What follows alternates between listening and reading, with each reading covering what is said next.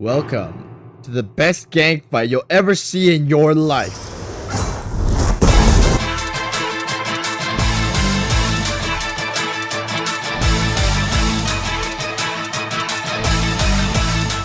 This is my favorite fight in Nightreign so far, which might sound like a hot take, but okay, I've only learned like 5 out of 16 of them, but still, my man here has blown everything out of the water so far, starting from the unique design of the gank, to the progressive and evergreen soundtrack,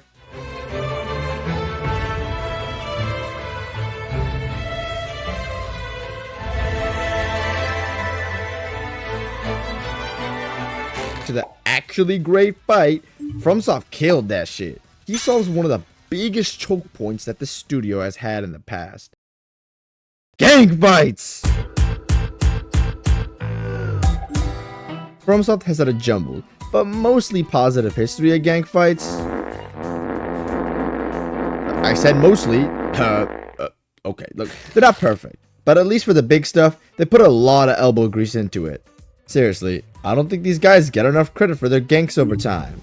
Even their fights a decade ago had a large degree of coherence to them, with them reaching their greatest iteration with Demon Princes. Fortunately, they've outdone themselves here, because in Nightreign, they made Gnoster. For a long time, what me, and probably a lot of others wanted, is a fair and fun gank fight that has coherence, yet has an aspect of randomness to always keep you on your toes. Bell Gargoyles had a terrible arena, preventing it from being well balanced entirely. Dark Souls 2 is Dark Souls 2ing. Dark Souls 3 on the other hand. Okay. To be fair to Dark Souls 2, they literally made the best gank of the series for the next decade. Dark Lurker, the most underrated gem in From's catalog. However, they just thought to ruin their most terrific boss with the most terrible runback in the history of gaming. Dark Souls 3 for real this time.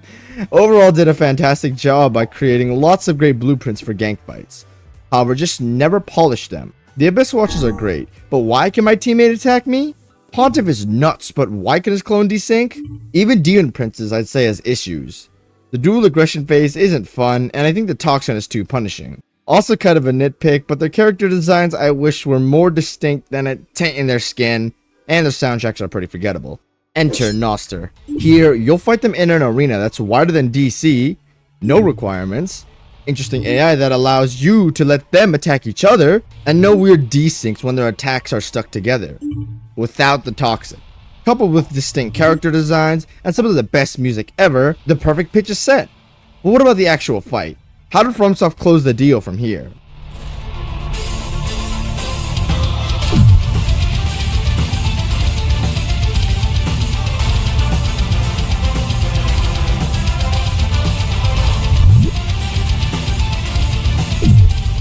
To start, you're supposed to focus Fartus.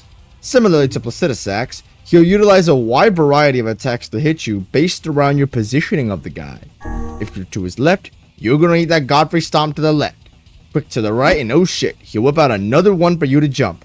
Oh yeah, and by the way, this shit is flagged as jumpable, which means there's 100% reliability that you can always jump it. Load your Bolt the Grand Sexes, your Ashes of Wars, or spells or whatever you've got. There are tons of strafes that you can do to bait out his attacks for an easier time. But if you want to take full advantage of this, Fartus here actually has 0 back attacks. So you can just bait out each side of his legs to do whatever you want. Yeah, you'll be getting a pretty good look of his assets with this strategy. Tilt one way to bait out his stomp, before tilting the other way, jebaiting his ass literally. This allows for a thrilling fight where you control him with position.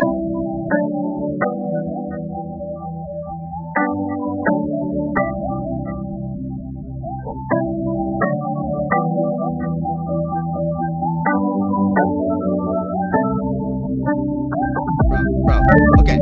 Yo!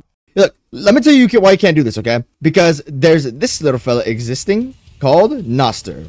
This white little bean boy will come in with a variety of poison attacks that mix it up from what we're used to. Straight line of damage. These patterns can vary wildly, such as this fork or this ring. Shit, now we're getting a better Demon Princes. Constantly rotating around Fartus with lots of depth in his stomps, or his charges make him a rotating rotisserie chicken of openings. But constantly evolving projectiles accentuate this formula to its limit. Gnoster can also shoot projectiles that you can use Fartus to block.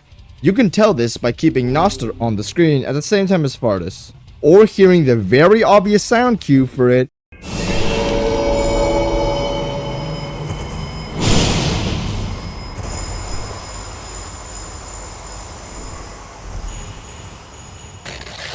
Further adding a more intense layer of positioning, where not only where you stand helps, but the direction of the move also affects you. Due to the size of Fartus and the gaps in his poison, Gnoster will never completely blanket Fartus in the mist, so there's always a correct position to stand while damaging the boss. Dude, I'm so serious when I say this. You need to be on a 4th dimension of thinking if you want to keep up with these guys solo. Like, mechanically, oh my god, you don't even know, bro. If all of this sounds insanely demanding, well, that's because it is. What are the most brutal fights that FromSoft has ever designed, in my opinion? And that demand is exactly why I love the fight so much. I can't truck through it like with other bosses, then give it a bad score. I have to learn it, which I'm not complaining about because the fight is a complete joyride. It's not just a random combination of projectiles and poison mixed with Fartus though. It's also scripted sequences that help release some of the tension, giving you some time to breathe throughout the high intensity fight. If Fartus shows up, that means Gnoster's probably gonna do his Rain of Stars, in which you can use Fartus to umbrella the spectral lights as a creative positioning based opening. At 70-ish% HP, Fartus will start spamming this dig attack where he goes underground as you handle Gnoster primarily, which will switch up your playstyle even more. Oh yeah, and you can just jump the dig attack if you got balls of steel, literally. As dynamic and as fantastic as Phase 1 is, what is that compared to Phase 2?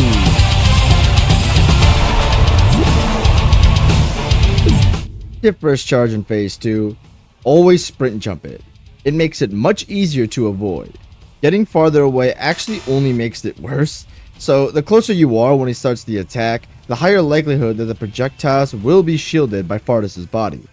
So, yeah, the random combination of variables in Phase 1 is now made to be much more predictable in Phase 2, however much more meticulous. Now instead, you need to have very specific counters to each attack. His left stomp will cause poison to go left, so you can't just jump. You need to outposition. The same goes for his right stomp, etc. Pretty much all of the moves in this phase are scripted, so no random shit with the poison or the projectiles. It's all just tight execution attacks, rather than an overlap of easy ones. Until they added sky beams, baby. Now there's still randomness you need to keep track of on top of that. These sky beams will occur once every roughly 30-ish seconds that linger extremely long. When you see this, you need to know where Gnoster is, how you can move around him to position correctly to avoid the sky beams, while dealing with the poison and the Fartus strikes. Phase 1 can get a teeny bit overwhelming at times, however in Phase 2, it's the perfect blend of difficult scripted attacks and externals. It's like something clicks perfectly in my booga booga monkey brain to perfectly match them. It's so much fun to constantly change my position around the boss and adapt. It's like me and the boss are playing a fast-paced game of chess constantly, countering each other. Like, bro, here, okay, I will do my best to articulate the insane mental game of chess I'm playing with these fuckers. Oh yeah, and clip this to your friends if they have Gnoster in F tier, because we need to convince them that this boss is goated. I get out of the way of his poison and his side stomps. Ha! I've outsmarted you. Now he's gonna lap that external on top, so I can't stay behind him. Now, I need to go to his right to counter him, and shit. He just turned around and he's gonna do his ground slam. So to counter it, I go under him to outposition the slam. Just let me punish the poise break. Nope, sir. He planted poison in front of him to cover up his own tracks, so I couldn't even punish his head. Alright, that's fine. Just let me get him from behind. Okay, he's read my position. He's turning. Okay, let me punish his head. Say what? He's a triple slam, so you can't punish midway. Don't care, bozo. I'll just respond by walking into him to outposition the slam so he can't hit me. I have finessed you. Oh, shit. No, I'm sorry. Here, look, the Skybeam External is gonna punish me for going behind him, so I need to move. Chillax, bro, let me run away. Nope, eat the shotgun, bitch ass boy, followed up by a charge that cuts me off running that direction. Now he's cucked me. Well, now that you've left yourself open for a fat punish window, nope, the boss is loading up his most powerful get off me attack, so I'm forced to run away. Well, bozo, I've got a ranged attack. Get vamoosed. Oh, shit, so silly of me to think I was safe here. Here's an external. That's fine. Just let me punish his head. Nope, he's charging an external near his head. Fuck. Now I gotta manage this awkward, weird position between these two externals. Can I even get out when he starts his next attack? And that's just one sequence, bro. Can you imagine an entire fight? A 5-minute fight? Easy S tier. But Ishizaki wasn't done.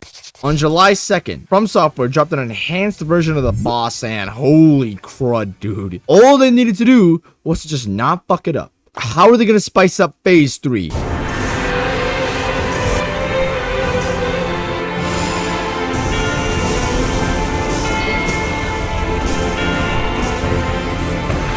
I am speechless. They made Phase 1 but more intense.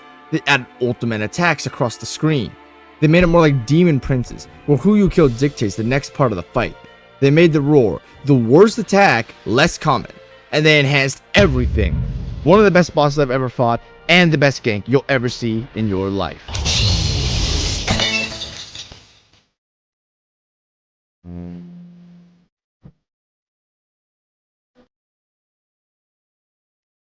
Oh wait, From Software also made Armored Core 6. Nah, never mind, All Might is better than this.